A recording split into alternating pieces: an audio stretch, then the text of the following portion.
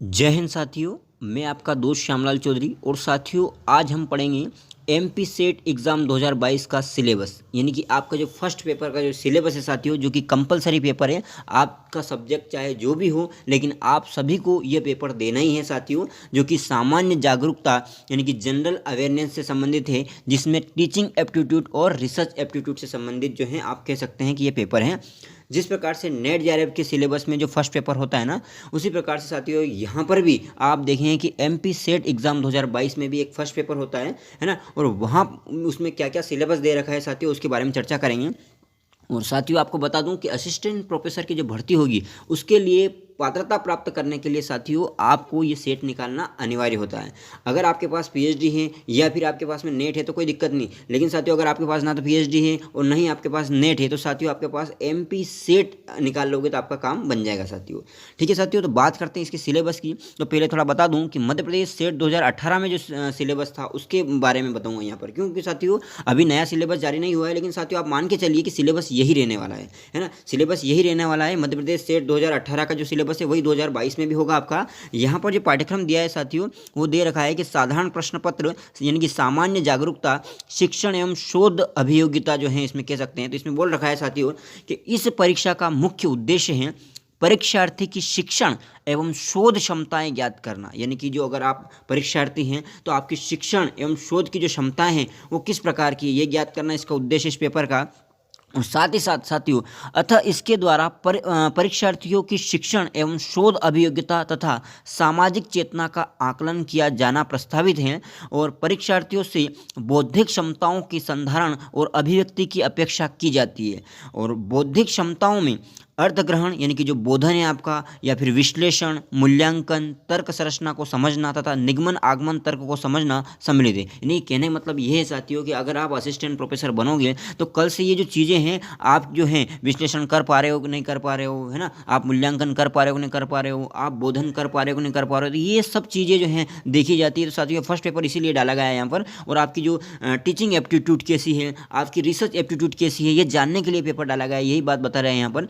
आगे बोल रहे हैं कि परीक्षार्थियों से यह अपेक्षा की जाती है कि वे सूचना व ज्ञान के स्रोतों से भी सामान्यतः अवगत हो। यानी कि साथियों जो कम्युनिकेशन है इससे भी आपको पता होना चाहिए कि ये चीज़ क्या है, मतलब संचार की जो प्रणाली, इससे भी आप अवगत होने चाहिए। उन्हें जन, पर्यावरण व प्राकृतिक संसाधनों की अंतर्क्रिया व जीवन की गुणवत्ता पर उसके प्रभाव का बोध हो, इसका विवरण निम्नानुसार है। यानी कि कहने का मतलब ये है साथियों कि कल से आप अगर असिस्टेंट प्रोफेसर बनते हो, है ना, तो साथियों आपको असिस्टेंट प्रोफेसर बनने के लिए जो योग्यता आप में होनी चाहिए, जो क्षमता आप में होनी चाहिए, वो जो है डेवलप करने के लिए यहाँ पर फर्स्ट पेपर जो है वो रखा गया है। और इसमें सिलेबस में क्या क्या है देखते हैं साथियों।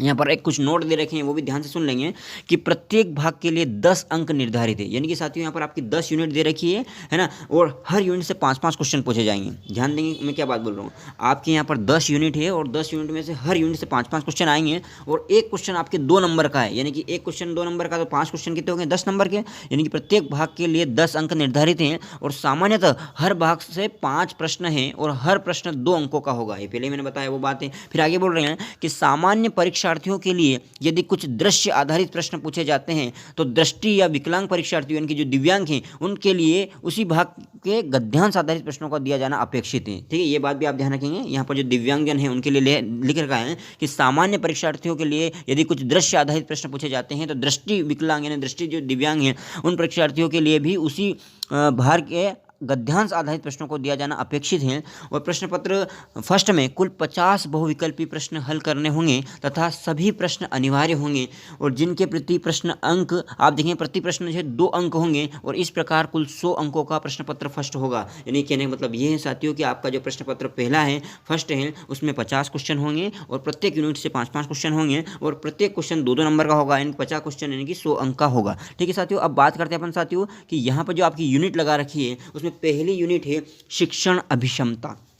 पहली यूनिट है शिक्षण अभिक्षमता। शिक्षण जो साथियों यहाँ पर देखेंगे शिक्षण अभिक्षमता यानी कहने का मतलब ये है आपका कि टीचिंग एप्टीट्यूड, यानी कि आपके जो पढ़ाने की जो क्षमता है उस पर आधारित ये यूनिट है। तो उसमें साथियों यहाँ पर जो पहला है उसमें क्या क्या भाग दे रखे हैं, एक दे रखा है कि शिक्षण क्या होता है, शिक्षण की प्रकृति, शिक्षण के उद्देश्य क्या है, शिक्षण की विशेषताएं और उसकी आधारभूत आवश्यकताएं। यानी शिक्षण की, टीचिंग की आधारभूत आवश्यकताएं क्या है, शिक्षण की विशेषताएं क्या है, शिक्षण के उद्देश्य क्या है, किस उद्देश्य से शिक्षण किया जाता है और प्रकृति कैसी होती है। ठीक है, ये चीज़ें यहाँ पर आपको पढ़ना है। फिर जो अध्येता की विशेषताएं, समझ रहे हो, जो शोधार्थी हैं यानी कि जो अध्ययन करने वाला है उसकी भी कुछ विशेषता होती है, विद्यार्थी की जो विशेषताएं वो आपको पढ़ना है। इसके अलावा शिक्षण को प्रभावित करने वाले कारक, यानी कि साथियों जो टीचिंग होती है ना, उस टीचिंग को प्रभावित करने वाले कौन कौन से कारक हैं ये आपको इसमें पढ़ना है। दूसरी बात, शिक्षण की विधियाँ है ना, जो टीचिंग की जो भी मेथड हैं, टीचिंग के जो मेथड हैं वो आपको पढ़ना है। और शिक्षण सहायक सामग्री, यानी कि शिक्षण प्रदान करने में जो भी सहायता प्रदान करने वाली जो सामग्री है साथियों वो आपको यहाँ पर पढ़ना है।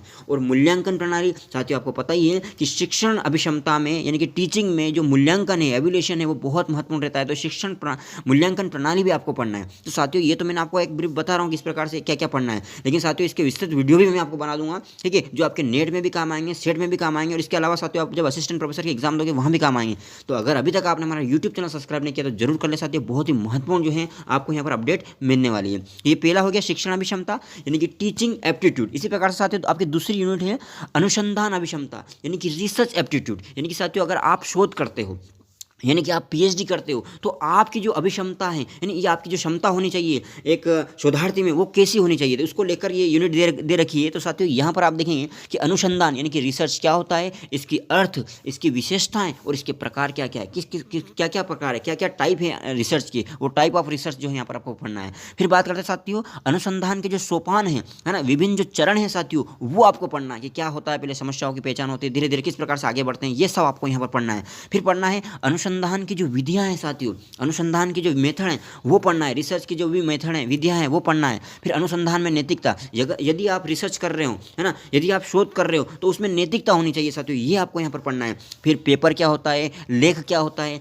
कार्यशालाएं क्या होती है, संगोष्ठी क्या होता है, सम्मेलन क्या होता है, परिसंवाद क्या होता है, शोध प्रबंध लेखन जो लिखते हैं ना शोध प्रबंध है ना वो क्या होता है, और इसकी विशेषताएं और प्रारूप जो है साथियों यहाँ आपको पढ़ना है। तो कहने का मतलब यही साथियों कि कहीं ना कहीं जो आप देखेंगे नेट जेआरएफ में भी, यूजीसी नेट जेआरएफ में जो दे रखा है ना आपका पहली और दूसरी यूनिट, उसी प्रकार से यहाँ भी पहली और दूसरी यूनिट है, ठीक है साथियों। और तीसरी यूनिट जिस प्रकार से नेट जेआरएफ में दे रखी है अध्ययन बोध, इसी प्रकार से यहाँ भी आपका कि इसमें आपको एक गद्यांश आधारित कुछ प्रश्न आपको उत्तर देने होंगे, यानी ये गद्यांश दिया जाएगा और इसी पर आधारित कुछ जो है प्रश्न पूछे जाएंगे, उसका उत्तर आपको देना होगा। ये अध्ययन बोध के अंतर्गत आता है, ठीक है। इससे भी ये चेक किया जाता है साथियों कि अगर टीचिंग करोगे तो आप है ना कुछ चीज़ें पढ़ करके बच्चों को समझा पाओगे नहीं समझा पाओगे, इस चीज़ के लिए रखा गया है ना। इस दृष्टि से देखेंगे तो आपको समझ में आ जाएगा साथियों। तो ये अध्ययन बोध हो गया साथियों इनकी तीसरी यूनिट। फिर चौथी यूनिट है साथियों आपकी संचार यानी कि कम्युनिकेशन। इसकी कम्युनिकेशन बहुत जरूरी है साथियों, क्योंकि साथियों जैसे अगर मैं यहाँ से बोल रहा हूँ और अगर मेरा कम्युनिकेशन जो खो रहा है दोनों तरफ, मैं बोल रहा हूँ आप सुन रहे हो, अगर वो सही कम्युनिकेशन नहीं होगा तो क्या आप सही समझ पाएंगे, नहीं समझ पाएंगे। अगर आप टीचर हैं और आप पढ़ा रहे हैं और अगर विद्यार्थियों को समझ में नहीं आ रहा है तो ये जो कम्युनिकेशन ये बहुत जरूरी है साथियों। तो कहीं ना कहीं ये पेपर इसीलिए रखा गया है ताकि आप कल से अगर असिस्टेंट प्रोफेसर बने तो उसमें काम दे चीज़ें।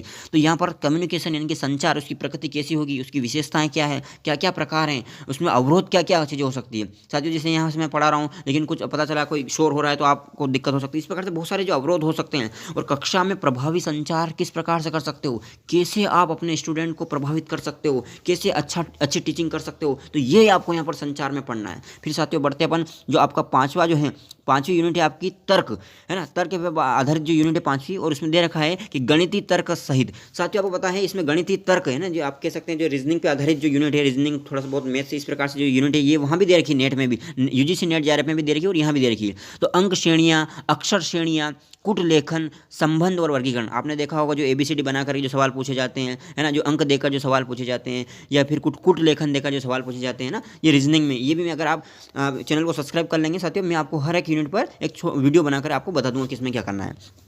आगे बढ़ेंगे साथियों, एक होता है युक्ति संगत तर्क। युक्ति संगत तर्क ये भी इस प्रकार से वहाँ भी दे रखा है साथियों, यूजीसी नेट जेआरएफ का अगर आपने एग्जाम दी तो वहाँ पर भी ये यूनिट है, तर्कों की संरचना की समझ, आगमन निगमन जो विधि है इसके बारे में, है ना, इसका विभेदीकरण तथा मूल्यांकन, शाब्दिक सादृश्य, शब्द सादृश्य और व्यवहारिक सादृश्य, है ना, ये चीज़ें, शाब्दिक वर्गीकरण, है ना, युक्ति संगत तर्क, सरल रेखाचित्रीय संबंध, बहुरेखाचित्रीय संबंध, वेन रेखाचित्र, ये आपने पढ़े होंगे, विश्लेषणात्मक तर्क, ये सभी जो है साथियों यहाँ भी ये डाले गए हैं, ठीक है। आप इतनी चिंता मत करिए, बिल्कुल सरल से हैं ये। आगे बढ़ते हैं, सूचनाओं का विवेचन, है ना, ये सूचनाओं का विवेचन यानी सूचनाओं के स्रोत क्या है, संप्राप्ति एवं विवेचन क्या है, संख्यात्मक एवं गुणात्मक सूचनाएं क्या है ना, सूचनाओं का रेखाचित्रण तथा मानचित्रण, यानी कि साथियों जो सूचनाएं होती है ना, जैसे मैं आपको सूचनाएं दे रहा हूँ तो इन सूचनाओं के बारे में भी भी आपको देखना है, क्योंकि कोई एक व्यक्ति जब दूसरे व्यक्ति को कुछ भेजता है ना तो वो सूचना होती है, इन्फॉर्मेशन एक दूसरे व्यक्ति को भेजी जाती है। जैसे मैं इन्फॉर्मेशन क्या भेज रहा हूँ आपको, यहाँ पर ये सिलेबस जो है ये पूरा इन्फॉर्मेशन थी, इसको मैं मेरे माध्यम से जो है यहाँ पर यूट्यूब के माध्यम से आपको पहुँचा रहा हूँ। तो ये सब चीज़ें आपको यहाँ पर पढ़ना है। दूसरी बात साथियों, यहाँ पर आपका जो ICT है, यानी कि कह सकते हैं सूचना एवं संचार प्रौद्योगिकी, ठीक है, इन्फॉर्मेशन एंड कम्युनिकेशन टेक्नोलॉजी साथियों, इस पर आधारित। यानी कि ICT का अर्थ क्या होता है, लाभ एवं हानि क्या है, उपयोगिता क्या है, साधारण शब्दावली, यानी कि जो साथियों बहुत सारी शब्दावली दे रखे हैं ना, जैसे ICT पूछ लेगा ICT का फुल फॉर्म क्या है ना, इस प्रकार से रैम रोम, यानी कि साथियों जो महत्वपूर्ण शब्दावलियाँ हैं वो आपको यहाँ पर पढ़ना है। इंटरनेट एवं ईमेल विधि के मूल तत्व, आप सभी जानते हैं इंटरनेट के बारे में, है ना, और ईमेल, इन सभी के जो मूल तत्व जो है इनके बारे में जानना है। यानी कि कंप्यूटर बेस्ड जो आपकी यूनिट है ना, क्योंकि देखो शोध में हो चाहे आपकी टीचिंग में हो, कहीं ना कहीं कंप्यूटर बहुत ही महत्वपूर्ण भूमिका अदा करता है, कहीं ना कहीं इंटरनेट बहुत ही महत्वपूर्ण भूमिका अदा करता है साथियों, इसलिए ये यूनिट डाली गई है। यानी कि जितनी भी यूनिट डाली है साथियों, कहीं ना कहीं अगर ऊपर वाली बात करें, ऊपर वाली यूनिट, क्योंकि तर्क वितर्क की जो क्षमता हो वो शिक्षक में होनी चाहिए, है ना, एक प्रोफेसर में होनी चाहिए, एक जो है आप कह सकते हैं, तो ये चीज़ें इसलिए डाली गई है। फिर साथियों आपको बताइए, कहीं ना कहीं साथियों हमें जन एवं पर्यावरण पर आधारित, यानी कि अगर आप शिक्षक हो या आप जागरूक हो तो साथियों आपको पर्यावरण के बारे में भी सचेत रहना चाहिए, इसलिए पर्यावरण की एक यूनिट भी यहाँ पर डाली गई है। और ये कहीं ना कहीं हुबहू साथियों वहाँ देखेंगे नेट JRF में जो यूनिट दे रखी है ऐसी यहाँ ले ली गई है। यहाँ पर जन एवं पर्यावरण, यानी कि वही जन एवं पर्यावरण की जो अंतक्रिया है ना, यानी पर्यावरण पारिस्थितिकी तंत्र, है ना, पारिस्थितिकी, इसके बारे में आपको पढ़ना है। प्रदूषण का जो उद्गम है ना, उसके बारे में आपको पढ़ना है। प्रदूषक क्या होता है, प्रदूषण क्या होता है, और जीवन में उनका प्रभाव क्या होता है, और प्राकृतिक एवं ऊर्जा संसाधनों को आप कह सकते हैं इसका जीवन पर जो प्रभाव है, प्राकृतिक ऊर्जा जो है, नवीनकरण ऊर्जा है, इनके बारे में आपको पढ़ना है, ठीक है साथियों। और प्राकृतिक संकट है उसमें बचाव, यानी कि साथियों जो प्राकृतिक संकट होते हैं ना, चाहे उसमें बचाव कैसे कर सकते हैं, ये चीज़ें भी आपको यहाँ पर पढ़ना है। और आपकी 10वीं यूनिट है साथियों, लास्ट यूनिट है उच्च शिक्षा प्रणाली, यानी कि साथियों शासन, राजनीति एवं प्रशासन में, यानी कि जो आपका हायर एजुकेशन सिस्टम है साथियों, इसमें चीज़ें आपको पढ़ना है। इसको बताने से पहले आपको बता दूँ साथियों, अगर अभी तक आपने हमारा यूट्यूब चैनल सब्सक्राइब नहीं किया तो जरूर कर दे साथियों। यहाँ पर आपको MP सेट से संबंधित सभी महत्वपूर्ण वीडियो मिल जाएंगे, और सभी जानकारी MP असिस्टेंट प्रोफेसर से संबंधित जो भी महत्वपूर्ण जानकारी होगी वो भी आपको तुरंत यहाँ पर मिल जाएगी। अब बात करते हैं साथियों यूनिट 10 के बारे में, उच्च शिक्षा प्रणाली, शासन, राजनीति एवं प्रशासन। तो साथियों यहाँ पर आपको हायर एजुकेशन सिस्टम है, इसके बारे में पढ़ना है। भारत में जो उच्च शिक्षा एवं अनुसंधान की जो संस्थाओं की जो संरचना है ना, उनके बारे में पढ़ना है। जो भारत में कौन कौन सी संस्थाएं हैं हायर एजुकेशन में जो कि अनुसंधान का काम कर रही है, उन संस्थाओं के बारे में पढ़ना है। औपचारिक एवं दूरस्थ शिक्षा, है ना, औपचारिक एवं जो दूरस्थ शिक्षा है ना साथियों, उसके बारे में पढ़ना है आपको, ठीक है। जो ओपन लर्निंग है साथियों, उसके बारे में आपको पढ़ना है, ठीक है। व्यावसायिक, तकनीकी एवं सामान्य जो शिक्षा है, व्यावसायिक शिक्षा, तकनीकी शिक्षा, सामान्य शिक्षा और मूल्य शिक्षण, है ना, मूल्य शिक्षण जो है ये आपको पढ़ना है। शासन, राजनीति एवं प्रशासन किस प्रकार से उस शिक्षा में होता है। फिर संकल्पनाएं, संस्थाएं, उनकी अंतक्रिया, यानी कि साथियों जिस प्रकार से UGC नेट JRF में जो 10 यूनिट दे रखी है, उसी प्रकार से कुछ जरा सा हेर फेर है, जरा सा, लेकिन लगभग वही यूनिट यहाँ भी डाल दी गई है।